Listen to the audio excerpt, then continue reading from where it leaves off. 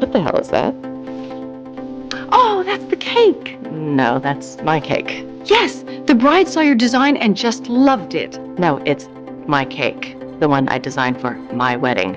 Mine and Mike's. Catherine, I know you're upset, but don't you dare take it out on that cake. It's mine. And if I can't have it, nobody will. Catherine, don't you touch that cake! I promise to cherish, honor, and protect you, and to love you more each day than I did the day before. You may now kiss the bride. Catherine, no!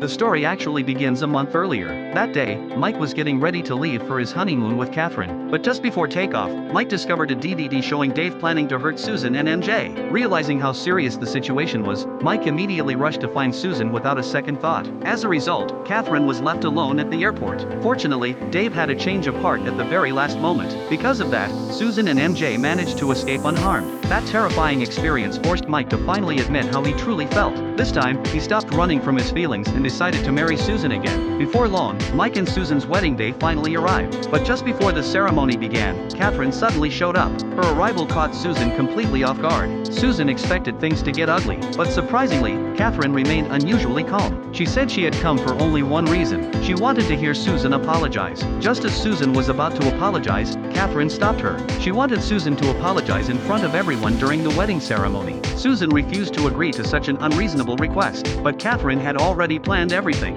I'm not doing that. Yes, you will. I will create a scene so ugly, your guests will still be talking about it on your golden anniversary. Why don't we just get this over with? Would you mind getting my gloves? They're in the garment bag. Ah! Sorry, it's just until after the ceremony.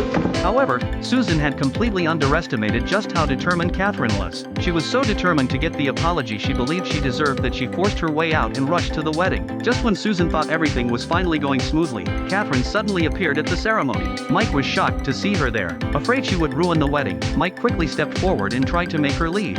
Look, I don't know what you want, but I'm asking you nicely to leave. And if you don't, so help me God, I will drag you out of this church myself. Seeing how determined Mike was broke Catherine's heart. She wanted to keep defending herself, but after seeing the certainty in Mike's eyes, she finally gave up. After that, Catherine buried herself in work. The next day, when Bree walked into the kitchen to start preparing for work, she was stunned by what she saw. Catherine had already prepared every ingredient. She had even cleaned the entire kitchen until it was spotless. Seeing Catherine acting so positive made Bree feel relieved. She thought Catherine had finally moved on from Mike and started a new chapter in her life, but Catherine immediately proved her wrong. I'm not over Mike. You're not? That's silly. What you think I was in love with? But Mike just married Susan. Oh, honey. Their first marriage went down in flames. This one's gonna crash even faster. They're not even sleeping together. What makes you say that? Last night, the light in their upstairs den was on at 3 a.m. That doesn't mean anything. Maybe Susan wanted to read without waking him. No. Mike made a mistake and he knows it. He's just waiting for Julie to feel better, and then he'll dump Susan and beg me to take him back. Catherine's words left Bree speechless. She couldn't understand why Catherine knew every detail about Mike and Susan's lives. Bree wanted to have a serious talk with Catherine, but just then, she received a text about her date. With no other choice, she had to leave. Later that night, as Bree was getting ready for bed, she accidentally discovered Catherine's secret through the window. It turned out Catherine knew so much about Mike and Susan because she had been secretly watching them. Hoping to help Catherine move on from her failed relationship, Bree visited her the very next morning. What Bree didn't realize was that Catherine's fixation had already gotten completely out of control. Instead of feeling embarrassed about secretly watching Mike and Susan, Catherine proudly showed Bree everything she had discovered. Okay, you saw me. I don't know what I saw. Susan went to bed early and Mike watched a ball game.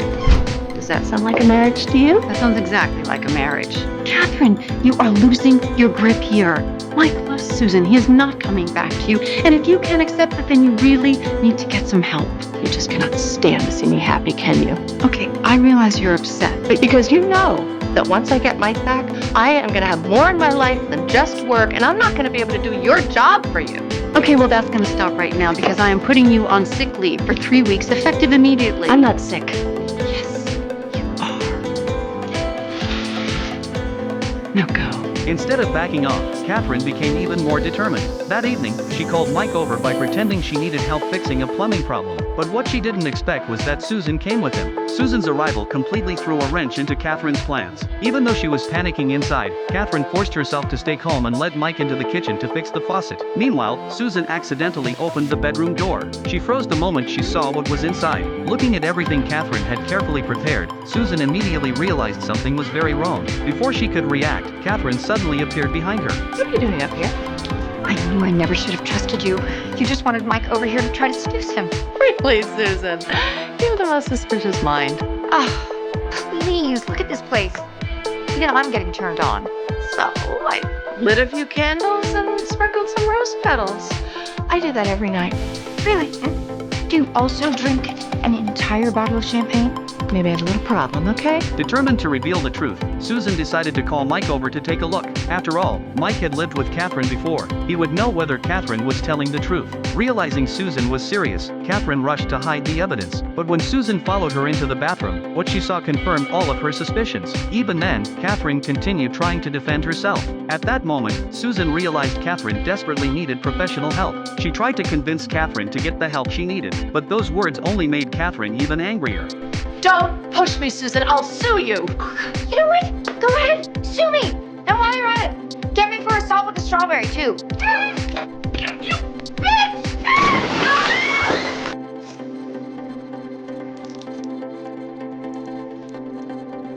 FYI, we hate her again.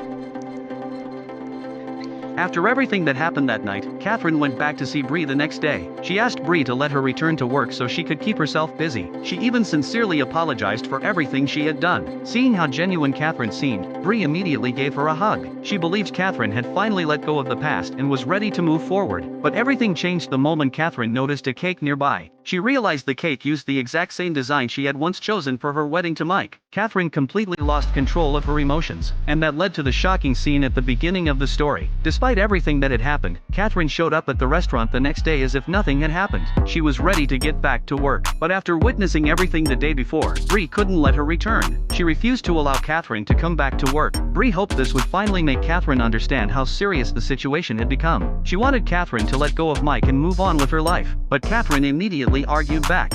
I need to work. It's all that's keeping me going. You need help. Counseling. I'm telling you this as your friend. You. Not my friend. Yes, I am. That's why I'm taking such a firm hand. Your only job now is to get better. Catherine, I'm gonna need you to give me your keys.